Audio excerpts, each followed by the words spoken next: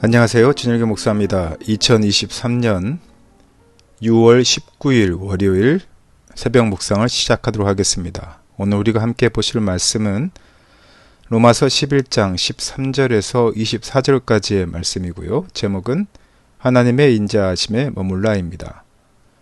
주제는 오늘 말씀을 통해서 문화와 관습을 초월해 하나님의 인자하심에 머무는 것이 복음에 참여하는 일임을 보고요.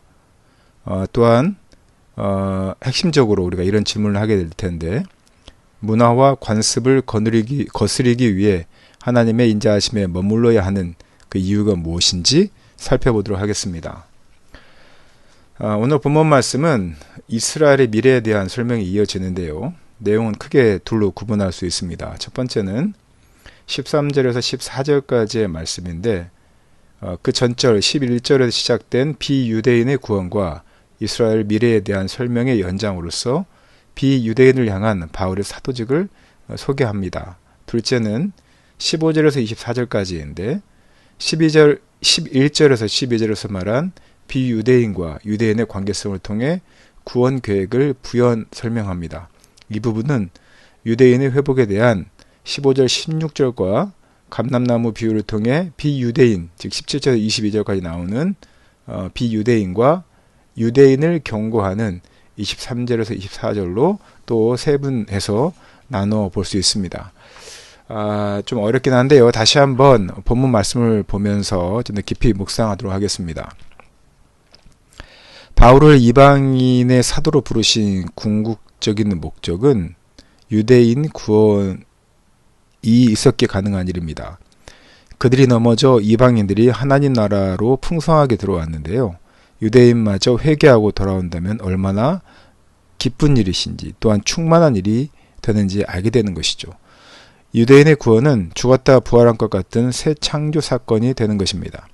첫 열매의 곡식가루, 이 말은 믿는 유대인을 이야기하는데요.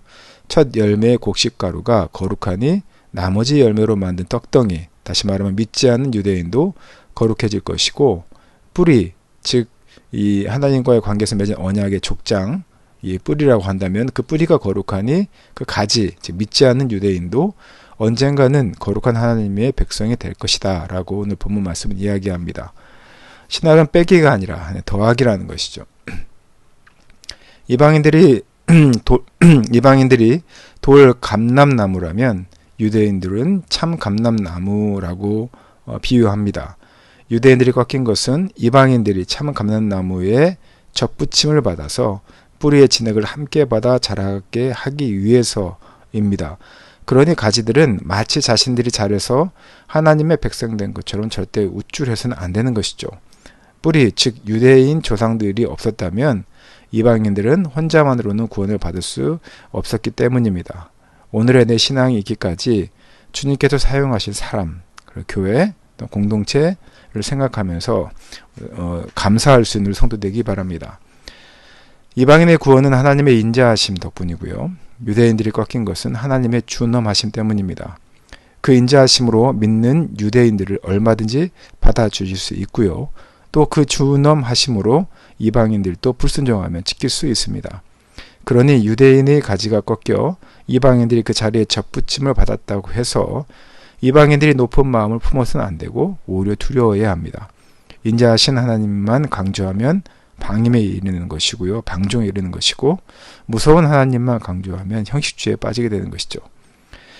인자하신 하나님은 유대인들을 향한 기대와 계획을 포기하지 않으셨습니다. 유대인들이 불신의 자리에서 나오면 다시 참 감람나무, 즉 하나님 나라의 접붙임을 받게 하실 것입니다. 이방인들에게 이루어진 일인데 유대인들에게도 얼마든지 가능하며 더군다나 능하신 창조의 하나님이 원하시는 일이니 반드시 이루어지실 것임을 우리가 믿어야 할 것입니다. 사랑하는 제1교 성도 여러분, 우리는 유대인이 이를 향해서 돌 감람나무의 돌이었지만 우리가 가지의 덧붙임을 통해서 예수 그리스도를 통한 구원을 이루게 되었습니다. 유대인 바울이 이방인의 사도로 부르심을 받은 사실부터 하나님의 선교 계획의 원대한 그림을 우리는 보게 되는데요. 구원받은 것은 어찌 보면 자랑할 것이지만 자랑으로 끝날 일만은 아닙니다. 왜냐하면 그 구원 은혜로 받은 것이기 때문에 우리가 겸손하게 반응해야 되는 것이죠. 하나님의 한결같은 사랑이 우리의 편견을 넘어서게 할 것이고 그 사랑이 관용으로 인도할 것이다. 이 사실을 믿고 따르는 우리 사랑하는 제일교회 성도 되시기를 예수님의 이름으로 축원하고 부탁드립니다. 함께 기도하겠습니다.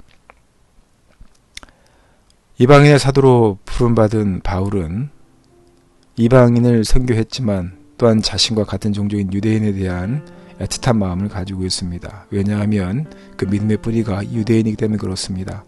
아버지 하나님, 우리가 이방인으로서 예수 그리스도를 믿게 된 이 현실을 받아들이게 하시고 그럼에도 불구하고 우리조차도 사랑하시고 또한 주님 안에서 믿는 구원의 백성으로 세워주신 것을 감사하며 겸손하게 살게 하시고 또한 믿음을 얻은 자로서 믿지 않는 이들을 함부로 여기지 않고 편견을 가지지 아니하며 오직 예수 그리스도의 사랑으로 이웃사랑을 실천하는 우리 사랑하는 제일교회 성도들에게 주님 함께하여 주시옵소서. 이 모든 말씀 거룩하신 예수님 이름으로 기도드렸습니다. 아멘.